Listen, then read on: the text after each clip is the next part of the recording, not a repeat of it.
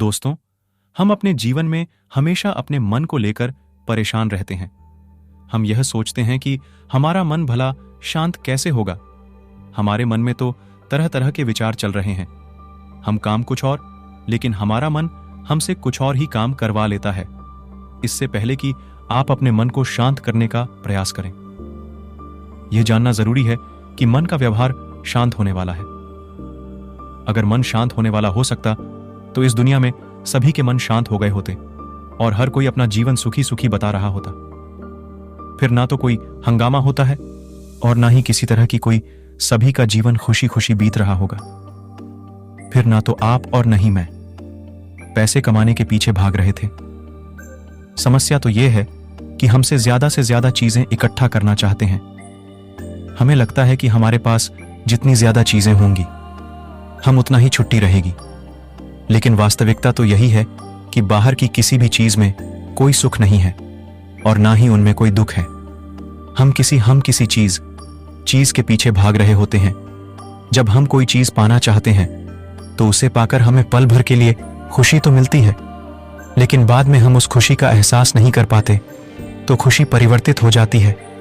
और इसी प्रकार से हम एक चीज से दूसरी चीज, दूसरी से तीसरी चीज के लगातार भागते रहते हैं, क्योंकि यदि हम जी लेंगे तो सुख हमारे दुख का कारण बन जाता है, जिस कारण हमारा मन बेचैन रहने लगता है। हम उस चीज को पाने के लिए तरह तरह के उपाय करते हैं।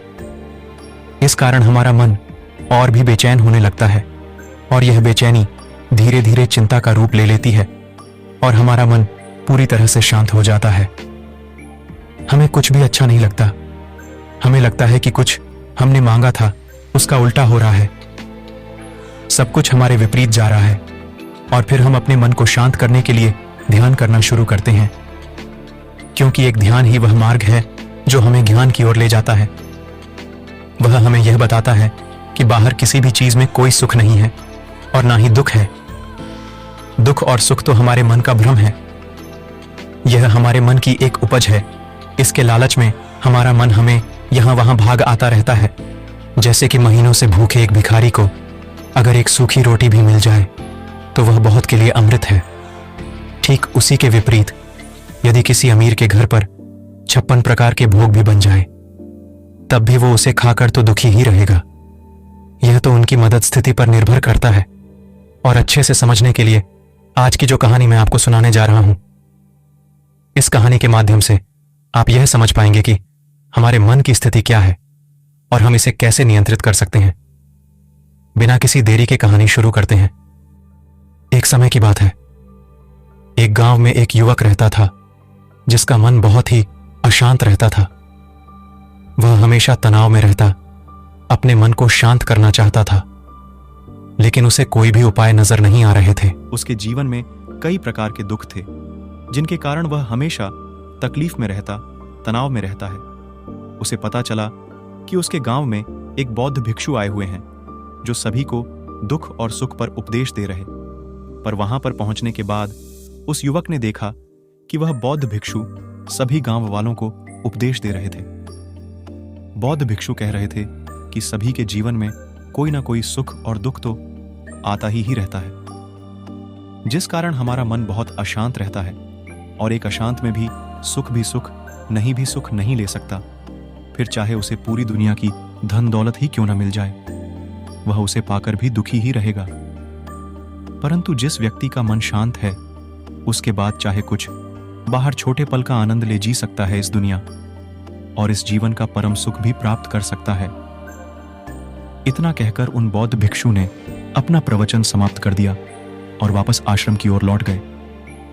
युवक भी उनके पीछे पीछे आश्रम पहुंच गया। युवक ने उसे कहा, हे गुरुवर, अभी कुछ देर पहले आप उपदेश दे रहे थे कि एक शांत मन हर पल का आनंद ले पाता है, हर पल को सुखी सुखी दी पाता है। लेकिन इस दुनिया में सभी के पास मन है और सभी के मन अशांत है, तो ऐसे में भला अपने जीवन को कोई सुखी सुखी कैसे जी सकता है? इस दुनिया में शांत मन किसी के पास नहीं। मेरे पास भी एक ही मन है और वह भी शांत नहीं है। क्या बता सकते हैं कि मैं अपने मन को कैसे शांत करूं? उस युवक को ध्यान के बारे में समझाएं। ध्यान के फायदे बताएं और उसे कहा, बेटा, ध्यान करने से हमारा मन शांत हो जाता है। हम विचारों के दलदल से बाहर आने कारण हमारे जीवन में सुख उत्पन्न होने लगता है। यदि तुम भी अपने जीवन में सुखी होना चाहते हो, अपने मन के इन विचारों के दलदल से बाहर निकलना चाहते हो, तो तुम्हें ध्यान का अभ्यास करना चाहिए, क्योंकि यही वह मार्ग है जो तुम्हारे मन राह पर ला सकता है और तुम्हें सही राह पर ला सकता है। उस युवक ने बौद्ध भिक्षु की बात मान ली, बक ने उपाध्यक्ष जी को प्रणाम किया और वापस घर चला गया। घर पहुंचने के बाद उसने ध्यान करना शुरू किया। वह रात भर ध्यान करता रहा, लेकिन उससे उसे कोई नहीं हुआ, जिस कारण भाग फिर से उन बौद्ध भिक्षु के पास पहुंचा और उन बौद्ध भिक्षु से कहता है, गुरुवर, आपके कहे अनुसार मैंने रात भर ध्यान किया है, लेकिन उससे मुझे कोई लाभ नहीं हुआ। मेरा मन तो अभी आप तो कह रहे थे कि ध्यान करने से हमारा मन शांत हो जाता है। तभी वह बौद्ध भिक्षु शिवा से कहते हैं, ध्यान कोई एक बार करने की चीज नहीं है, यह तो अभ्यास है और धीरे धीरे समय के साथ शांत हो जाएगा। हे गुरुवर, मेरे पास इतना समय नहीं है, जल्दी बताइए, जिससे जल्दी मेरा मन शांत हो जाए और मैं खुशी खुशी अपना जीवन जीने लग जाऊं। ऐसे तो मेरा बहुत समय बर्बाद हो जाएगा। मुझे कुछ ऐसा बताइए गुरुदेव से मेरा मन आज के आज और अभी शांत हो जाए, जिससे मैं सुख की अनुभूति करता हूं, मुझे सुकून मिले। उस युवक की यह बात सुनकर बौद्ध भिक्षु मुस्कुराने लगे। उन्होंने उस युवक से कहा, बेटा, मेरे पास तुम्हारे लिए कुछ ऐसा है जिससे तुम्हारा मन अभी के अभी शांत हो जाएगा। इतना कहकर वह बौद्ध भिक्षु अपने आश्रम में गए और अंदर से एक घड़ा लेकर आए और उस युवक को घुमाते हुए कहते हैं, जाओ और बात की वह रही उस नदी से। इस घड़े में पानी भरकर लाभ। उन बौद्ध भिक्षु के इतना कहने के बाद उस युवक ने वह घड़ा हाथ में ले लिया और नदी की तरफ जाने लगा। इसलिए शांत हो जाओ और मेरी बात समझने का प्रयास करो। यह जो खड़ा मैंने तुम्हें दिया है, इसे अपना अपमान समझा और मन केवल दो ही प्रकार से शांत हो सकता है। पहला यह, और दो, और दो, और दो, और उसमें कुछ भी और आने जाने की जगह ना बच्चे। क्या तुम इस गाने को इस प्रकार कर सकते हो? इस पर वह युवक कहता है, हे गुरुवर, मैं खड़े बालम नहीं भर सकता, क्योंकि जब भी मैं इसमें पानी भरता हूं, सारा पानी तो छत से बाहर निकल जाता है। तभी वह बौद्ध भिक्षु उस युवक से कहते हैं, ठीक इसी तरह हम भी अपने मन को कभी नहीं बन सकते। हम जितना इसमें डालते जाएंगे, बस सब कुछ हमारे शरीर के द्वारा बाहर आता रहेगा। फिर चाहे वह क्रोध हो, प्रेम हो या फिर दया, हम जो भी अपने अंदर आने, हमारे अंदर से बाहर भी। इसीलिए मैंने तुम्हें खड़ा वाला घड़ा दिया। क्या तुम्हें एक पल के लिए भी यह नहीं सोचा कि इसी प्रकार तो तुम अपने मन को भरने में भी लगे हुए? क्या इससे तुम्हारा समय बर्बाद नहीं हो रहा? इससे तुम्हारा जीवन बर्बाद नहीं हो रहा? क्योंकि जिस भी चीज से तुम अपने मन को मारोगे, वह तो बाहर निकल ही जाएगी। उस युवक को अपनी गलती का एहसास हुआ। वह तुरंत बौद्ध भिक्षु के चरणों में गिर गया और उन पौधों से कहता है, गुरुवार, आपने सच कहा। मैंने कभी भी इसके बारे में नहीं सोचा कि मैं अपना जीवन अपने आप ही बर्बाद कर रहा था। मैं तो इस बात से अनजान था, लेकिन आज आपने मेरी आंखें खोल दी। परंतु गुरुवार, अगर यह मन को पूरी तरह भरने का पहला तरीका मन को शांत नहीं कर सकता, तो मन को शांत करने का दूसरा तरीका कौन सा है?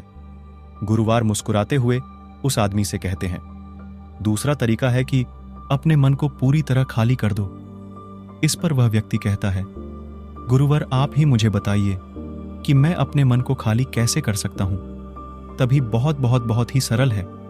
बाहर का कूड़ा अपने भीतर मत जाने दो। इस प्रकार तुम्हारा मन अपने आप ही खाली हो जाएगा। वो व्यक्ति कुछ देर सोच विचार करने के बौद्ध भिक्षु से कहता है, हे गुरुदेव, यह कैसे संभव है? जो भी हम देखते हैं, सुनते हैं, वह हमारे मन में ही तो जाता है, वह हमारे भीतर की ओर ही तो जाता है। फिर मैं लगे और उसी वक्त कहते हैं, बेटा, मैं तुम्हें यही तो समझाने का प्रयास कर रहा हूं कि मन को केवल ध्यान से ही जीता जा सकता है और एक दिन ध्यान करने से कुछ नहीं होने वाला। हमें इसके लिए समय देना होगा, हमें इसके लिए धैर्य रखना होगा, इसका निरंतर अभ्यास करना होगा। आगे बौद्ध भिक्षु शिवा से कह दिया, तुमने प्यास लगी है? युवक कहता है, हाँ गुरुवर, मुझे बहुत जोरों की प्यास लगी है। इस पर उन बौद्ध भिक्षुओं ने उस युवक को पानी पिलाया और कहा, यह लो, पानी पी लो, इससे तुम्हारी प्यास बुझ जाएगी। लेकिन मुझे एक बात बताओ, क्या आज पानी पी लेने से फिर तुम्हें कभी प्यास नहीं लगेगी? तुम कभी फिर मुझसे पानी नहीं मांगोगे? इस पर भाइयों का गुरुवार आप कैसी बातें कर रहे हैं? पानी तो हमारे जीवन का एक हिस्सा है, जिसके बिना तो हम मर जाएंगे। और आप कह रहे हैं कि आज पानी पी लो। मैं कभी पानी नहीं हूं। प्यास तो हमें रोज आती है और हम रोज पानी पीते हैं, इसके बिना तो हम मर जाएंगे। तभी बौद्ध भिक्षु मुस्कुराते हुए उस युवक से कहते हैं, ठीक इसी प्रकार एक दिन के ध्यान से हमारा मन शांत नहीं हो सकता। उसे भी रोज भूख देना पड़ता है, उसे रोज रोज हमें आहार भी देना पड़ता है, उसे भी रोज पानी पीने की जरूरत पड़ती है और हमें हर दिन ध्यान करने की भी जरूरत। और जब हम निरंतर ध्यान ही देखते हमारे मन की भूख शांत होने लगती है और एक समय पर हमारा मन सारे विचार उत्पन्न करना बंद कर देता है। तब हम बाहर से कुछ भी ग्रहण नहीं कर पाता और जो कोई भी विचार हमारे भीतर है, बस सारे विचार देखते समाप्त हो जाते हैं और इसी प्रकार धीरे धीरे हमारा मन शांत हो। आगे बहुत कुछ उसी वक्त कहते हैं, बेटा तुम ही तो कह रहे थे कि तुमने रात भर ध्यान किया है, लेकिन उसके बाद भी तुम्हारा मन शांत नहीं तुम रहा। बेटा तुम चाहो तो 1 घंटे के लिए हो तो पूरा दिन भर तुम ध्यान करो, लेकिन इसका लाभ भी तुम्हें उतना ही मिलेगा। अर्थात मान लो तुम 1 दिन के लिए ध्यान करते हो तो इससे तुम्हारे मन को भी शांति केवल कुछ समय के लिए ही मिलेगी। वह 1 घंटे के लिए शांत रहे या फिर केवल कुछ क्षणों के लिए, लेकिन वह शांत अवश्य होगा। दोस्तों, मैं आशा करता हूं कि मन को कैसे शांत करना है यह आपको अवश्य समझ आया होगा। मिलते हैं अगले वीडियो में। धन्यवाद।